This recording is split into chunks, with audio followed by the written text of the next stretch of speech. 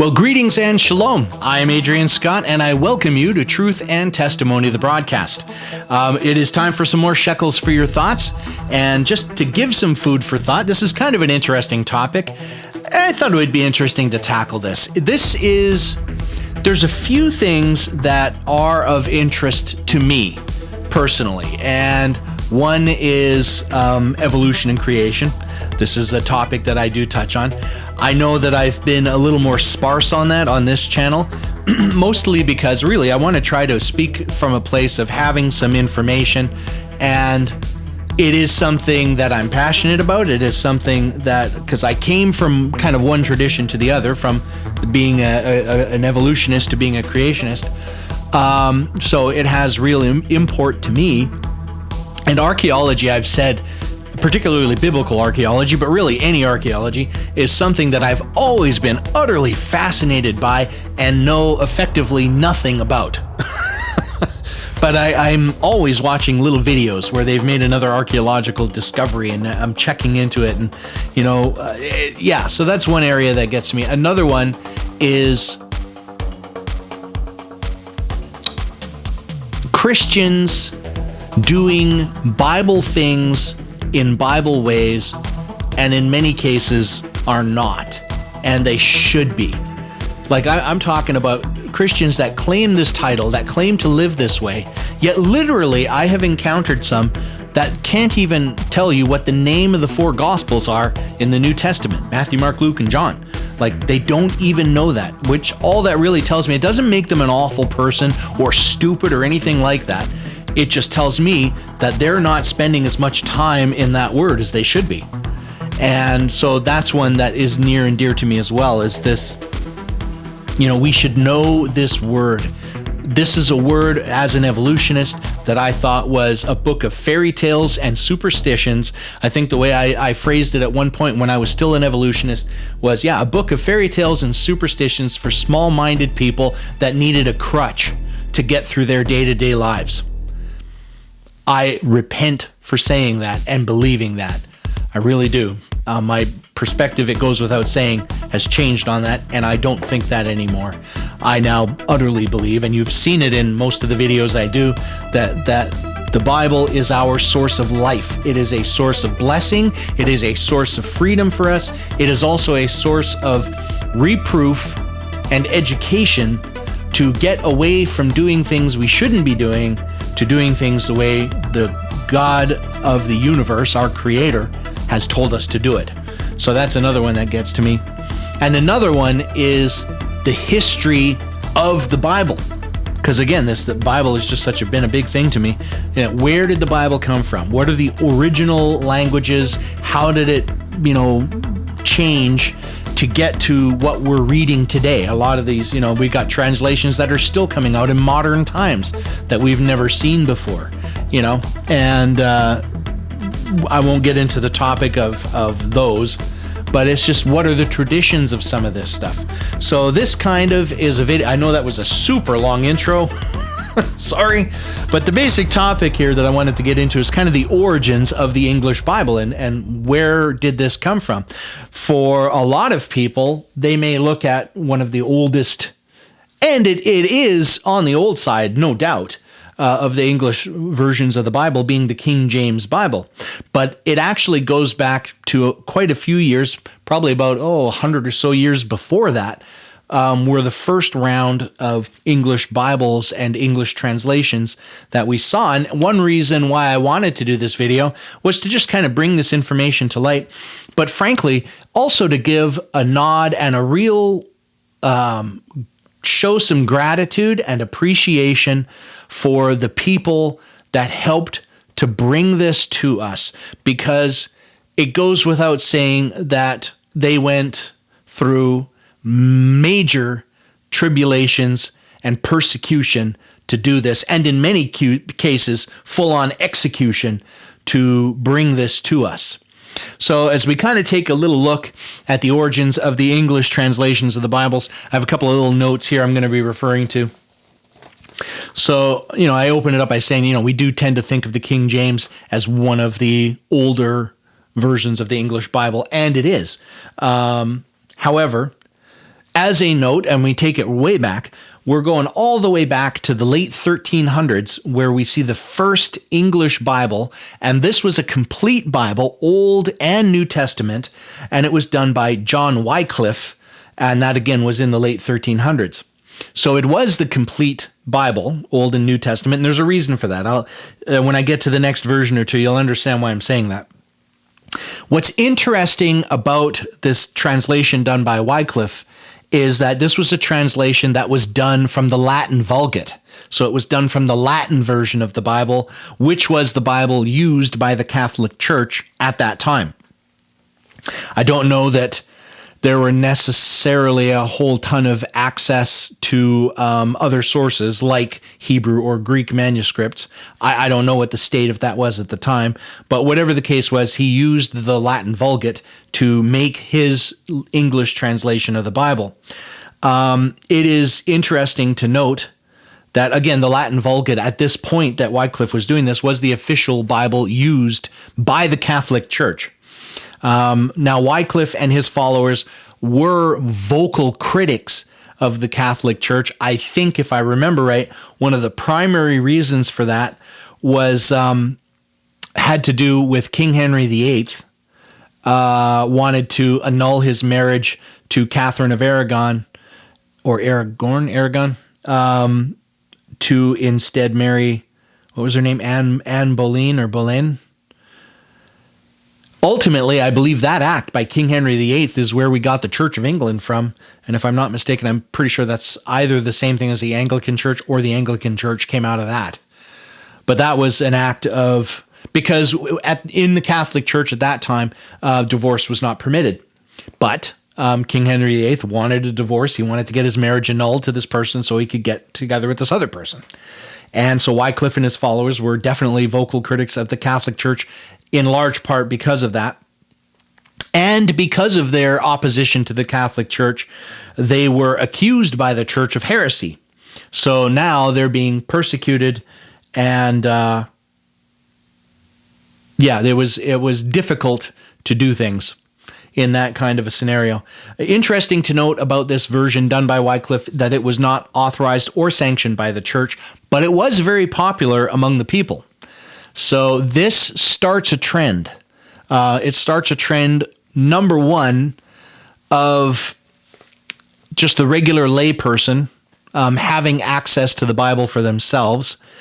And number two, that this persecution against people trying to make these English translations. Now, for both of those reasons, one of the key factors of that, or why that was going on, was the Catholic Church really was in a practice of wanting to control the Word of God, as it were. So that's why they had it in the Latin. Most people didn't speak Latin, and therefore the average person generally would have to go to a priest or a member of the clergy to have them explain things and teach them about Scripture, which just kind of kept them in control. It was also a way for them to raise money so they could build more churches, etc., etc. But it all was reliant on the people needing these priests and clergy to teach them and explain the Bible to them because they couldn't read it for themselves. So the Catholic Church did not want the Bible getting translated into the tongue of the common people, as it were. So Wycliffe, first version of the Bible, complete Old and New Testament, translated from the Latin Vulgate. Now,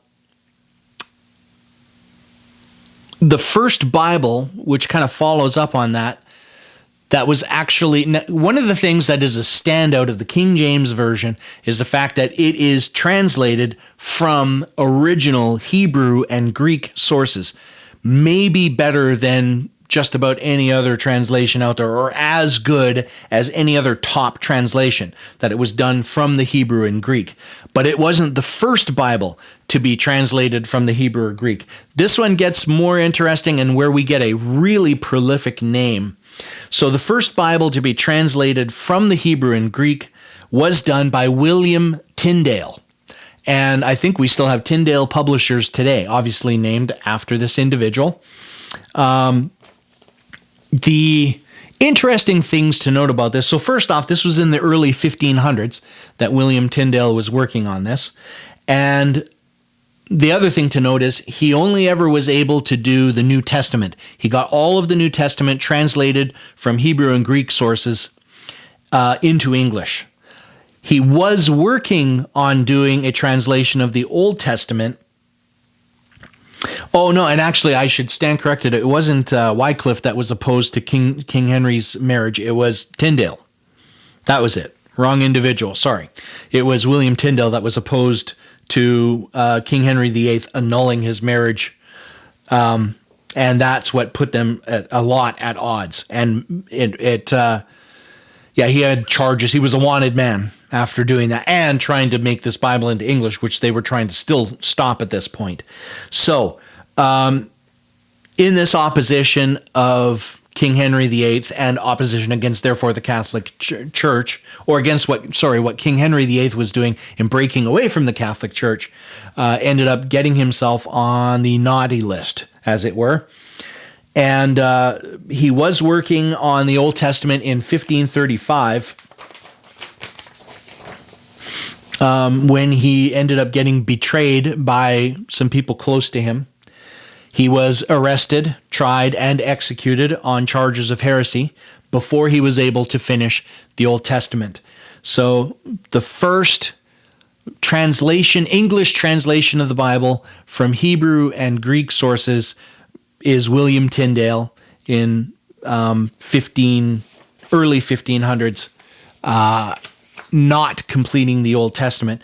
I get the impression he probably was a good chunk of the way through that, because the next follow-up to that would be a Bible that came to be known as the Coverdale Bible. So Miles Coverdale was a friend and a fellow translator of William Tyndale, and they were working on this stuff together. And after Tyndale's execution, Miles Coverdale completed the translation of the Old Testament from Hebrew and Greek in, I believe, 1535. And that Bible, again, was called the Coverdale Bible. It was also another claim to fame for that one. The Coverdale Bible was the first Bible ever to be printed. So it has that claim to fame to it. It gets interesting with the Coverdale Bible because just a couple of years after it comes out, a revision of it is sanctioned to be done, and I can't remember the guy's full name, but he was going under an alias, and the last name was Matthew, Thomas Matthew, or something to that effect. And so this version, which came out in 1537, was called the Matthew Bible. It was a revision, just a straight up revision of the Bible that was done by Tyndale and Coverdale. Now, it gets even more interesting because it's like he said, she said kind of thing going back and forth, because 2 years later in 1539, Miles Coverdale himself does a revision of the revision. So he does a revision of the Matthew Bible, which was a revision of the Bible that he had done.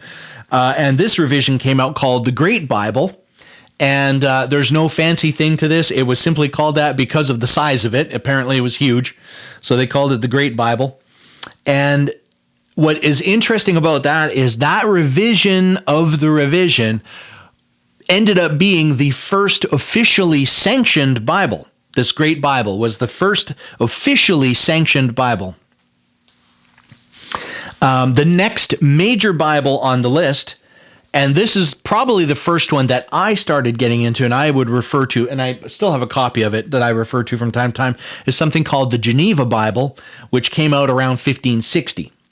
Now, this Bible was immensely popular amongst lay people and clergy, and it stayed that way for a long period of time. It was the go-to for a long period of time. So really, that is probably the first big English translation of the Bible.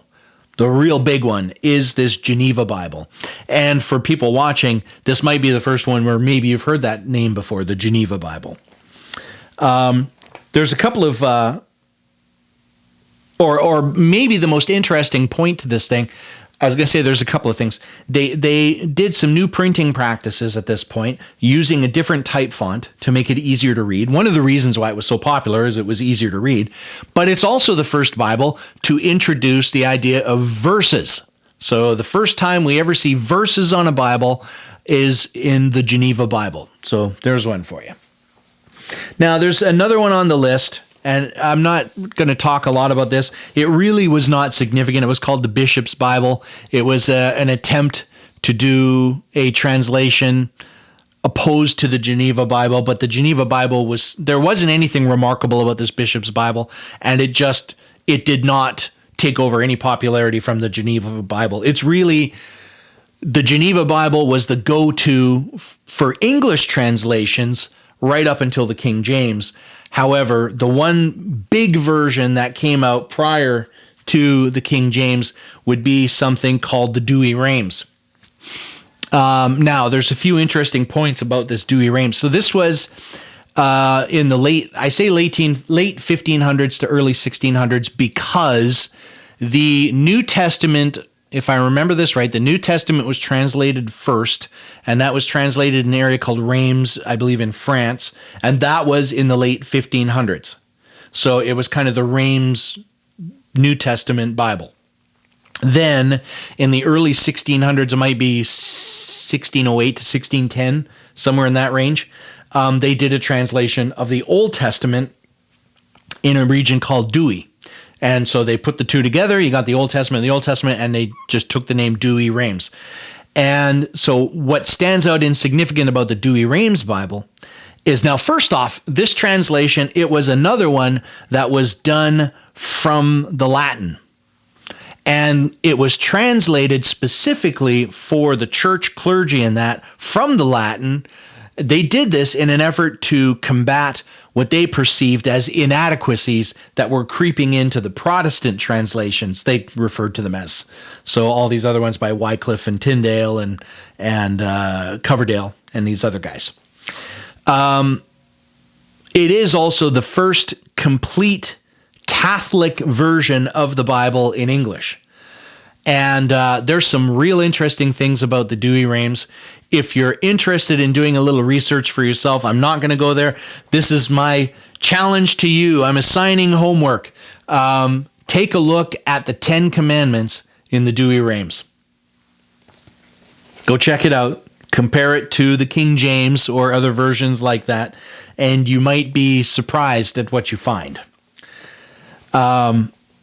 And of course, I mean, at that point, the Douay-Rheims, which I still think is a primary source in the Catholic Church to this day, that was a big one. So really, your two players at this point were the Geneva Bible and the Douay-Rheims. Those were the two big boys on the block, as it were, up until we get to the early, I think it was 1604, somewhere right in there, where the King James version of the Bible was originally commissioned. It took a number of years to get it done.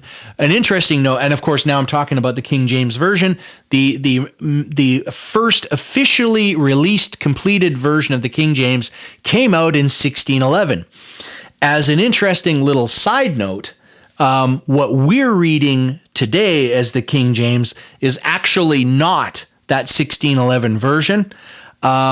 There was an updated version of the same Bible that came out, was right around 1629, 1635. There might have been more than one reprint, but it was all in that range.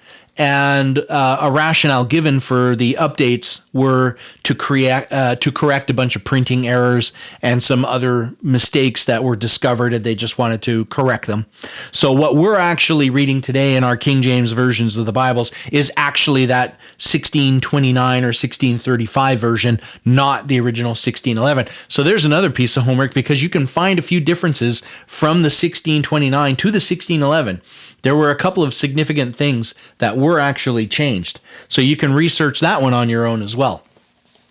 But yeah, so that kind of leads us up in this progression through the English translations of the Bible. So again, hats off and acknowledgement to John Wycliffe, to William Tyndale, to Miles Coverdale, and to all the people associated with them and that followed after them. It is because of the tremendous work that they did under intense persecution, and like I said, even up to execution, to be able to get an English version of the Bible that we now just have so readily available in our world today in so many different flavors. But it's all thanks to this group of people. There's a few others to mention in their translations out of the Latin or away from the Latin, but I won't get it. There's a German one. I think it was the Erasmus or something to that effect. But I'm keying more specifically on really the English translations, as I am an English speaker, and I'm sure most of the people watching my video, if English isn't your first language, you're still at least proficient at it, so you know English, and and that's just kind of a little bit of the history of that. I summarize by just mentioning again this point that the Catholic Church for a long time really tried to control the flow of this word and the understanding of it, that you would have to go through them to get their perceived take on it. Because once again, I don't want people to be discouraged, but the Catholic Church, I think, has some dark origins. And it's, once again, is not an indictment of people within the Catholic Church. But, I would hope that information, whether it's coming from me or any other source, could make its way into that, and that they'd have an opportunity to discover the real blessing of God's word in its purer form outside of a system like that, which is a system that is steeped in a lot of not good traditions, straight up pagan traditions. I mean, really, the word Catholic itself means universal. And so the idea of the formation of this Catholic Church was a universal church. It was whatever you used to follow, whatever you used to believe, bring it on in, let's do it. We're just going to repaint it, and we're going to say we're doing it for Jesus, and we're going to call it this Catholic system, because they were trying to bolster their numbers and give themselves more power and more influence. So it's just like, you can't just tell people to drop everything that they ever knew. Just bring it with you. And we'll fit it in, and we'll say that we're doing it for some saint, or we'll say we're doing it for Jesus. So there is the history of some of the English Bible, and a little bit of history maybe of the Catholic Church. Go and educate yourself. Once again, don't take my word for it. I'm not perfect. I have errors and inconsistencies, I'm sure, in some of the information that I have. I'm going with the best that I have, and I've said it in numerous videos, but I think I'm right, and that's why I'm making the video. But I recognize that I could be off on some of this stuff. I'm always open to correction, but I point out again that if you're going to correct me, feel free to do so, but you need to do it from the scriptures. Simply pointing fingers and name calling is not going to go anywhere with me, nor do I think it should go anywhere with anyone else either. So I will wrap up the video there. I do say thank you for watching. If you stuck it out to this point, give the video a thumbs up if you enjoyed it, share it with others, and subscribe to the channel if you've not had a chance to do so yet, and change your notification bell to all so that you're notified to anything that Ray or I are providing to the channel. And also, as I've been saying recently in some of my videos, there are some big things coming up on the channel. I could really see this channel booming, and I think some of them could be some real pleasant surprises for people. And so you don't want to miss any of that. And the best way to ensure that you don't, again, is to subscribe to the channel and hit that notification bell so that you are receiving those notifications. Having said that, one thing that I don't think I've said nearly enough, that I just wanted to take a quick opportunity and say, for the people that have been here since the early days of this channel, I really don't think we say it enough, but I just wanted to thank you all so much for being here, being a part of this community, and checking out the videos that Ray and I are doing, as well as Sean back in the day. We can't forget about him. He was an integral part of this at kind of the foundation and formation of this channel. And, that we do appreciate you being here. And really, you are the reason why we're doing what we're doing with this channel. is just for you right there, you know? So again, thank you. Thank you so much from the bottom of my heart. I know Ray feels the same way, so I can speak on his behalf on this one, I'm pretty sure. So thanks again. I do wish blessings to all of you in the name of Yeshua, our Messiah, and say have a great week, a blessed week, and shalom, and bye for now.